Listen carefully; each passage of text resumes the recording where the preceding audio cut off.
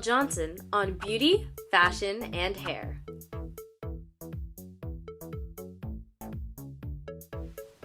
Hey guys, so today I'm going to show you how I cut my hair, and I recently just cut all of this hair off and my hair looks nice.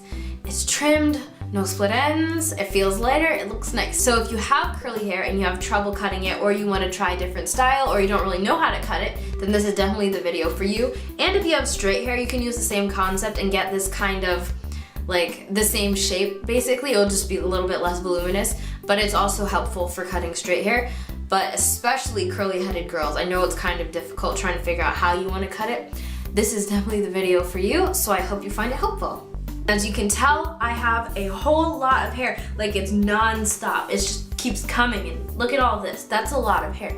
So it's time for me to get a haircut. So I grabbed my nifty pair of scissors and let's get on with it. So basically for my hair, I've never gotten it professionally cut ever in my life, because when I was a kid, my mom used to cut it, and then ever since like 4th, 5th grade, I don't know, I just started cutting my hair on my own, and it's been working for me, so I just keep doing it and it gets cut the way I like it. So the first thing you're gonna need is a pair of scissors, and you can go ahead and get like hair scissors and stuff. I have a pair around here somewhere, but I don't feel like looking for it.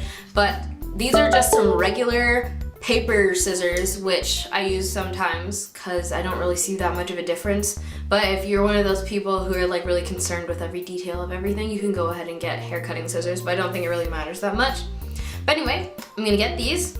And then for curly hair, the thing that I advise that you do is cut in layers, because as you can tell, this is like a lot. Like it's really thick. Not the texture of the hair itself, but like overall, it's like very voluminous since all the curls pile on top of each other. So if I cut it straight across, my hair would basically be like a triangle like that, because all the hair like starts like this and then it just like layers and layers and layers and layers and goes out. So I usually cut, I don't know if you can tell, but I cut these layers shorter, and then I have longer, longer, longer, and then longer. So I have like this kind of oval shape. And then after a while, when it grows out, it kind of starts getting a little bit poofy. So that's when I like to cut it. I'm not gonna put anything over my shirt or anything, because whenever I cut my hair, I just like hold it, cut it, and then put it in a pile on my sink, and then I just get a huge hairball at the end. But it's not really messy. It's messier if you have straight hair, because curly hair just clumps together naturally anyway. And I'm just gonna start with the top layer. So this is my top layer. This is the part that I usually do. It's like, it's a side part, and sometimes I either do with like a side part or a deep side part, but this is like my regular side part. So you wanna part your hair the way that you normally wear it, so then you know what this will look like. And you wanna cut your hair dry, because if you cut it wet, then it will like shrink, and then you'll get like a completely different look. So you always wanna cut your hair dry. So I'm starting with the top layer, which as you can see has grown out to about here now. Like this section is like the top layer, what I would call the top layer. So first I'm gonna cut this piece. I'm just cutting this piece a little bit. It goes down to here. So just that. It's not a lot of hair. So I'm gonna cut this one. And for me, I like to cut by the curl, so I don't like part the section and then cut that layer and layer and layer and layer like that, like you would if you had straight hair. Because the curls, like when they clump up, they're gonna like spiral together. And if half of it happens to be in like one layer and half in the other, it's gonna be like a thick curl, and then it's just gonna get thin all of a sudden, and that would be really weird. So I just cut it by curl. So I just section off the curls. And you don't want to pull on the curl when you're cutting, because then it will look like it's longer than it actually is. So just cut that. Then you want to find the same layer in the back and just do the same thing. And just chop off a whole bunch.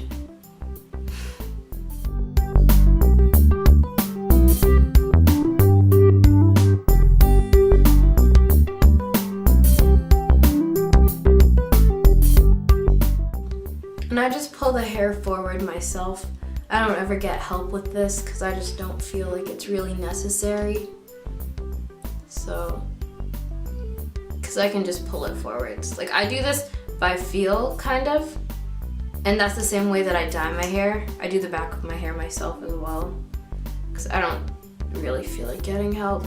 And it always turns out fine anyway. You just have to make sure you have. Okay, so now that that layer is like a lot shorter, I'm gonna go into the second layer, which is right underneath, and do the same thing. Just trim each layer like a couple inches.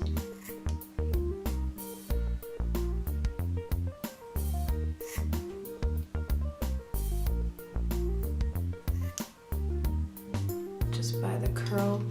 Look at this curl. Boing, boing, boing. Okay, goodbye curl.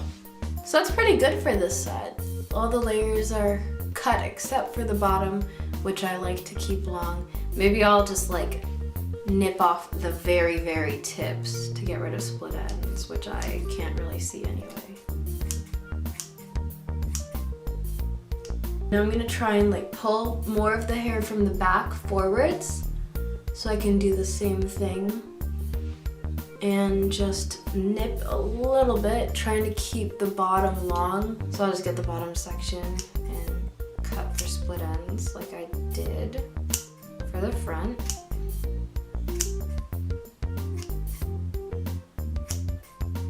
So like the good thing about cutting your hair like a little at a time is that if you end up wanting it shorter, then you can cut it shorter. But if you cut it too short at the beginning, you can't fix it. So that's why you want to just cut a little bit at a time, and then you can go back and shorten it if you want to. So this side looks pretty good. And you can see from the side view that these ones are shorter, and then these ones are longer to very long down here. Which is how I like that round and like down. Kind of like a half of a heart. So if this is like that, then it would be like a heart, kind of. I can do the same thing and just start with the top layer, find a curl, and cut it. I think I'm gonna cut off like this much.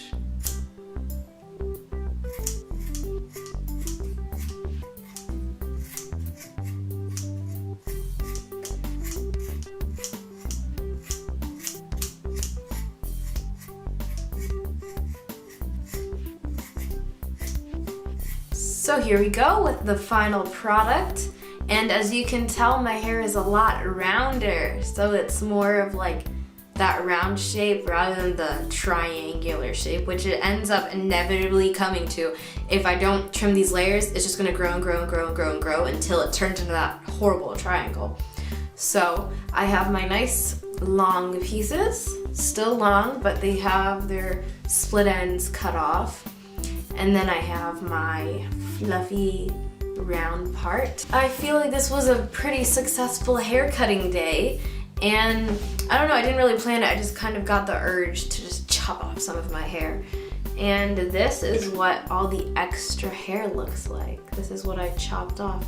So if you like this kind of shape and you think it works for me and it might work for you, then I encourage you to go ahead and try it yourself. And if you're not too confident in cutting your hair by yourself, you can just always ask for someone to help you and just like show them the video and then tell them like what to do and stuff. But yeah, that's all for this video. If you like my videos, please subscribe, because I do other hair videos and other beauty videos, and I have a blog. So if you want to see pictures and like other stuff that I don't end up posting on YouTube, you can follow my blog and I'll have it linked down below. So thank you so much for watching, and I'll see you in the next video.